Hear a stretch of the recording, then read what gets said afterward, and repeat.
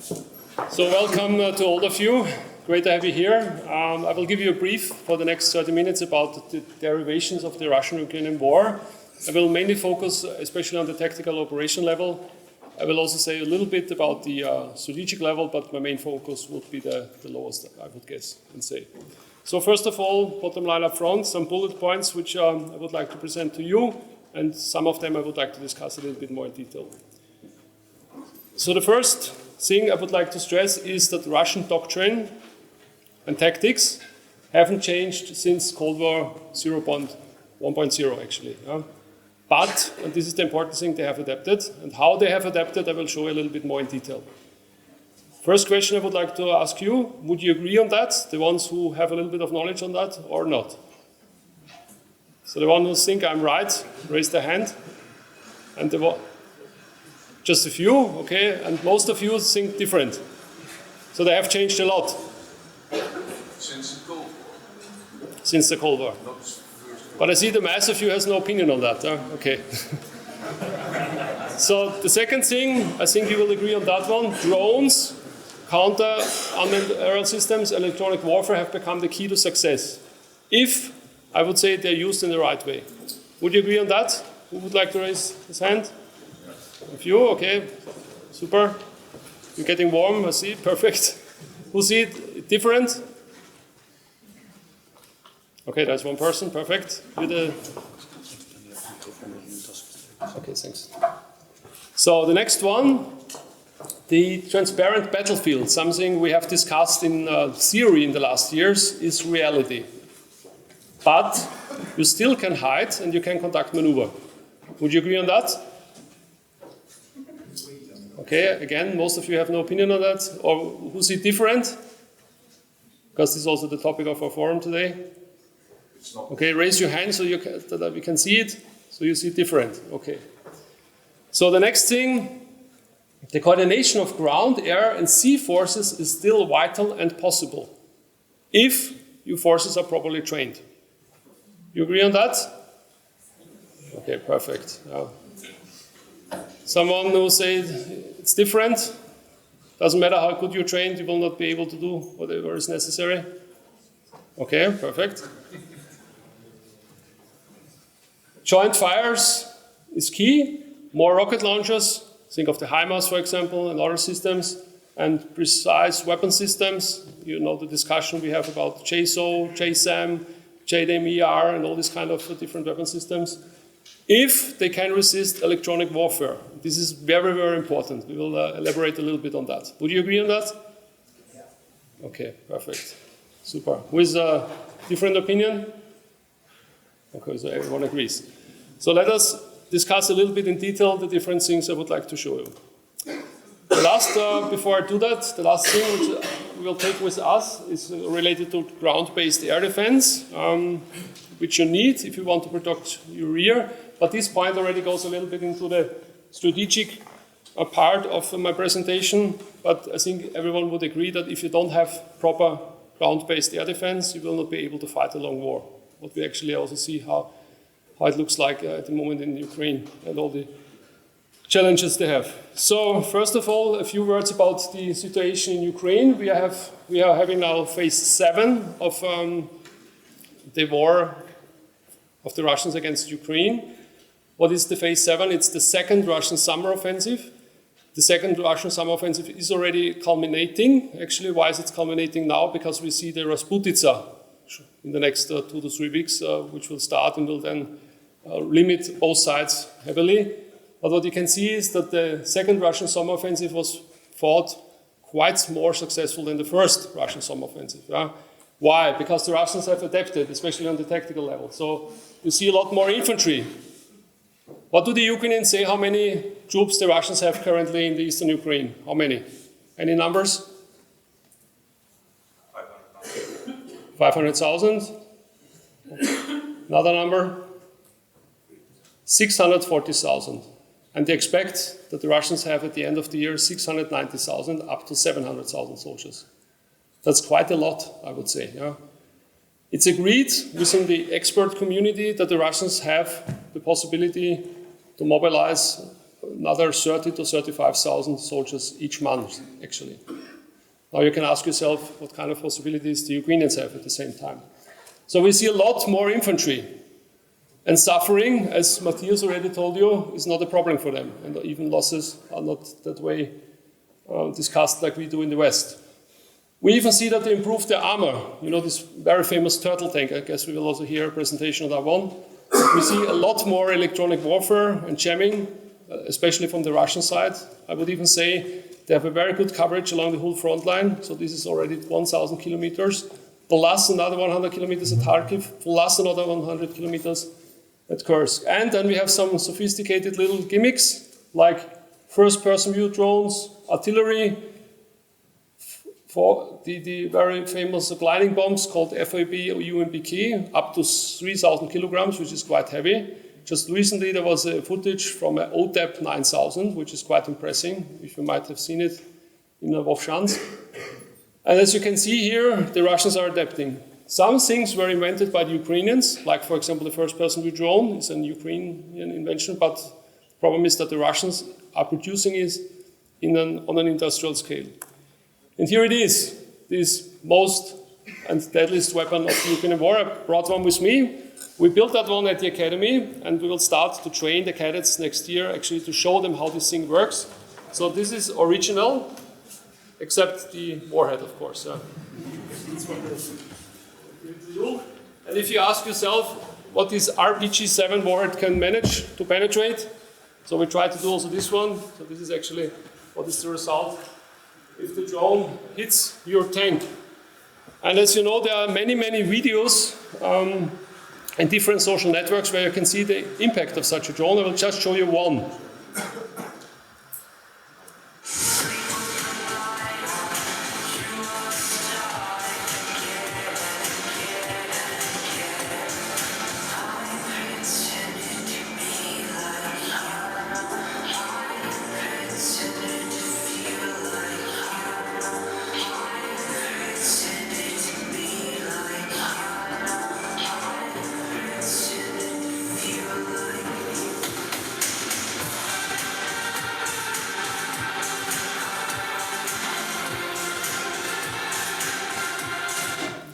So as you can see, not much is left after this kind of pinpoint strike. And this is why this weapon is so successful.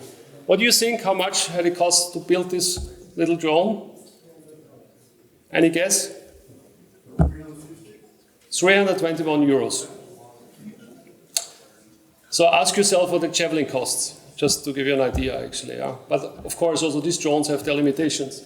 But you can see here on this slide that the use of these drones is more or less going and skyrocketing more or less. Yeah? It is the plan of both sides to build at least 1 million drones till the end of this year, which is a huge number. And it's not only this kind of drones, we have already different types of drones. So we have drones which are used for attacks, so the one I actually handed over to you. We have drones who are intercepting other drones. We have drones who are flying already wired to counter electronic warfare measures. We have huge drones, the Baba Yaga, which are actually used as bombers. We have drones which are used as mines and anti-tank weapons and personal anti-tank drones. And of course, we also have drones who work in the electronic warfare domain. And this gives you a clear idea what's going on. And the latest invention was this one, not from Game of Thrones, but it's a dragon drone, actually a drone which is a flying flamethrower, more or less. And you can actually see that a lot different ideas are fielded, especially in Ukraine. And if you look a little bit in detail on the time and the different inventions we see in Ukraine, then you can see that we already have something what I call a revolution, even in connection with artificial intelligence. While on the other side, our forces are still at least maintain the same level they had before. So there is not even an evolution. Just take one example. This is the Aladdin from the Bundeswehr, and the Bundeswehr still have the Aladdin, more or less. So there is not much which was done in a, I would say, improving way. Don't get me wrong, I just want to stress you a little bit on that. So you see that there is a capability gap between warfighting nations and non-warfighting nations or armies. And this is becoming this gap is becoming bigger and bigger. And when you hear now that the North Koreans are sending soldiers into Ukraine, then you can ask yourself, why are they doing this? Because they want to get experienced soldiers, actually, to fight future wars. And this brings me to the next thing, namely the question, what can we do with the transparent battlefield? And as we see, both sides are adapting very fast to also maneuver in such an environment. I will give you one Russia example. Very often you hear, as measure of the information warfare, the Russians are pretty much done. And this is why they already attack with motorcycles and these little ATVs. That's not really true, I would say. They do this because they try to maneuver in this kind of transparent battlefield. And this, by the way, is nothing new, because when you look at the Russian manuals, the new ones actually, which are discussing how to attack the Ukrainians when they are, let's say, in a defensive position, then you can see that they're using old manuals from the Second World War relating to this unit. What is it? Very famous, used by all... Infantry motorcycle battalion. Yes, perfect. You're the guy, actually. It's a motorcycle reconnaissance battalion. This is the battalion, more or less. It has one tank company and up to 100 motorcycles. 100 motorcycles, actually. Yeah? Right. So the Russians had it on the battalion level and on the regiment level. So they do actually exactly the same. They try to exploit with this soft force all the weak spots and try to penetrate into the Ukrainian defense lines. And they just use the same manuals like they had in the Second World War. Quite interesting, I would say. And I hope this is nothing new for you, what I have told you now, because you should know already after 959 days of war in Ukraine. But still, and this is also important, we have to adapt, but we still have to know the basics. I think you all remember the Ukrainian counteroffensive in June last year. So everyone was expecting that the Leopard tank will make the difference, as you know. But it wasn't like that, because the basics, and there's one abbreviation called SOSRA, which you have to follow, was not followed by the Ukrainians. It was not only because they had no real air force, which they were able to use actually to counter-strike or to prepare or to shape the battlefield, but a lot of these things here were not done accordingly. So there was no real suppress, there was no reduce, there was a little bit of obscure and secure, and finally the attack failed. And the result was that after 4 days, after the beginning of the operation, it was stopped, because General Solution said, okay, this is absolutely not possible to go on like this because the losses are too high. So completely different happened. So we see destroyed Bradleys and Leopard tanks, because, for example, they were destroyed, like from the textbook, from the Russian one, already when they were actually going to the line of departure from a distance of 15 kilometers by attack helicopters from the Russian side with anti-tank weapons, like we have learned at the academy a couple of years ago. So, as it is or was considered also during the Cold War. So you have still to know your basics, and then you can adapt to the battlefield, like also the Ukrainians, by the way, did, for example, because they found out that going from one field to another one, like playing chess, is not the way to do so. You have to use at least concealment. You have to use the terrain, which is actually the terrain we have in Ukraine, which is very flat, and then you can have success. But also here, with high losses. So as you know, the Ukrainians had some success after the beginning of the operation, especially in Rapotinie, but they had very high losses, especially in the Russian minefields. The next thing I would like to stress you a little bit on is this one, and it's about electronic warfare. So this is another thing which was a big surprise for all of us, because everyone was thinking that electronic warfare in the night environment is not, let's say, around anymore, because I guess some of you were serving in Afghanistan and Iraq, the Taliban and all the other ones.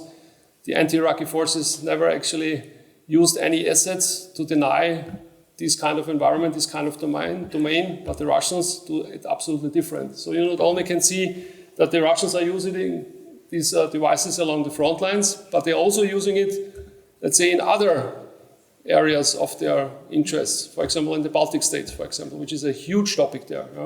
And they have a wide range of different assets which they can actually use. And as you know, also for the Russians, this was a bad surprise, because at the beginning of the war, as you might know, a lot of Russian generals were killed, Why? Because every signal is a target, and with the help of the West, the Ukrainians were able to do very careful and successful targeting. Why do we know this? Every one of you, I guess, have heard about Discord leaks, the Discord leaks. So these documents which were coming in were telling us very clearly what scale actually was already, on what scale the assistance from the West to the Ukrainians was already done. Because this is, for example, a list of possible targets related to the electronic warfare domain. But again, we see also here that the Russians can exploit this and adapt themselves. And you see this very clearly when you look at the success rate of Western weapon systems. I'll just give you a few here. And they will ask you, what do you think is the success rate? I'll start with the weapon system in the middle, the Excalibur. So the hit rate was before Ukraine up to 95%. And it's now at, any guess? 6%. The producer just recently, a couple of months ago, at a conference in the US said, unfortunately, I have to tell you, it's only 6% anymore because of electronic warfare. What's about the Storm Shadow, Scalp, or Taurus? But the Taurus wasn't used, but Storm Shadow and Scalp. It's about 25%, 25 to 60%. Yeah. The same with the HIMARS systems. Some even say it's down to 10%. I think this is too low. It's not 10%, but it's 30 to 40%, which is also very low. Because as you know, HIMARS was very successfully used in spring 2022 because it ran havoc on the Russian logistic and communication system. But again, the Russians were able to adapt and adapt especially their electronic warfare measures against this weapon system. And the Joint Direct Attack Munition Extended Range, what is the rate here? I mean, everything I tell you is open source intelligence, just to make sure that we have no misunderstanding. So it's between 40 to 50%, so it's a little bit better. Well, and drones, of course, they fly all the time in contested areas, and this is why every side try to make them more intelligent, I would say. So that means using them with more artificial intelligence. I'll show you one footage from the Ukrainians, which just came in recently. And this, it's said, is already a drone which is flying very, let's say, to a certain scale already autonomous, more or less, because you can actually see that the drone tries to identify the different targets.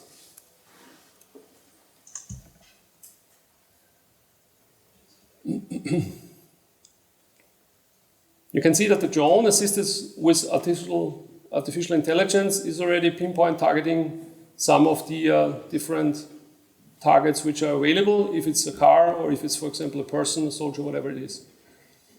That means one of the things which are done currently is massively research into improving, especially drone systems, to make them possible to fly in a very highly autonomous way.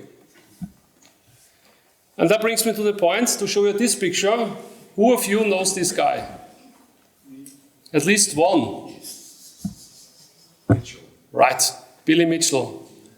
He is the father of the United States Army Air Force, today United States Air Force. He was the guy, after the end of the First World War, who said, listen up, there will be a time where it will be possible to drop a bomb from a plane on a battleship and to sink this battleship. You know what happened to him after he said that? He was court-martialed. He was actually losing his rank. Roosevelt said, this guy is completely crazy. But today he is the father of the United States Air Force. Why? Because he knew at that time that we see developments in the technical field which will make a big difference. So the question is, do we have already a revolution in military affairs, or is it still an evolution? What do you think? So who thinks it's already a revolution? A few. Who thinks nothing new, it's just an evolution of weapon systems? Okay, a lot more. So this is one of the things I would recommend to discuss heavily during the next hours, actually, because it will decide also the future and how we fight wars. What we can agree on is that we see already a fight which is going on in the multi-domain. So we have in all the different domains certain assets which are used, they interact together, and we even have new domains. So I would even say that the electromagnetic spectrum is a new domain. Would you agree on that? This is also discussed very heavily by the experts. Is the electronic warfare and the electronic magnetic spectrum an own domain? I would say yes, because first of all, it interacts with all the other ones. And as you can see, the one who is controlling the electromagnetic field is the one who can make the difference, especially when it comes to joint fires and all the other stuff. And I also would emphasize one thing, because if you look at space, for example, as you all know, Starlink has a very, very prominent role in Ukraine, but who is the owner of Starlink? Elon Musk. Is this a guy working for the government, or is it a private person? It's a private person. And if you look a little bit what he's posting on X, for example, or how he's performing now together with Trump, then it's interesting, I would say, if one of the main assets, which is very important, is controlled by a private person. So what does it mean for the future if especially the information domain and the cyber domain is not controlled by us or by the government, but by especially private companies? So before I end my brief, just a few bullets which I also would like to stress referring to the strategic level. So the one I have already said, ground-based air defense, which is important on tactical operation level, but also is important to understand that it is needed on the strategic level. The next one is, I would say, the space domain is a key terrain, or can be a key terrain, if it is under own control. As you all know, the United States Armed Forces are buying 500 satellites from Starlink to get a little bit more autonomous from Starlink, which gives you an idea how far Starlink is already. The cyber domain, which we have heard a lot in the last years, is not the key terrain, but it is an important enabler for the information domain. It's what I call the magic carpet. So the info domain is the magic carpet, and the information on this magic carpet is going to the target audience. And we are all the target audience, because you consume media, you have your own opinion, and finally you go to vote for a party. And you vote for the party you think will do the right for you and for the future of Europe or whatever this is.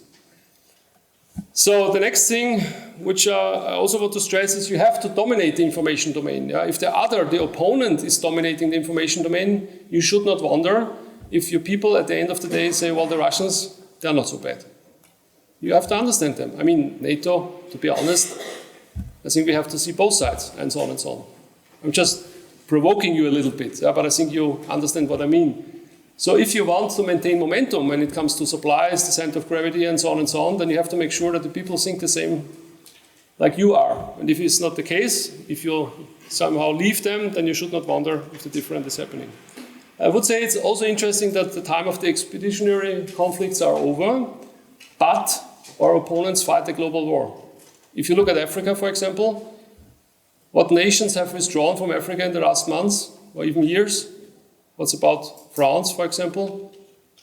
There is one guy from Estonia who served with me in Mali. Is he around? I'm not sure. Yesterday he was here. Yeah, so how many of us are still in Mali? This is all Well, we left, actually. The Russians are there. And it's the same as Niger, Chad, and you can just follow down the list. And this is a problem. Yeah, I guess you all know the game Risk, where you play little plastic soldiers on different parts of continents. We lost Africa. It never belonged to us, don't get me wrong. But I mean, when it comes to influence and all this kind of stuff.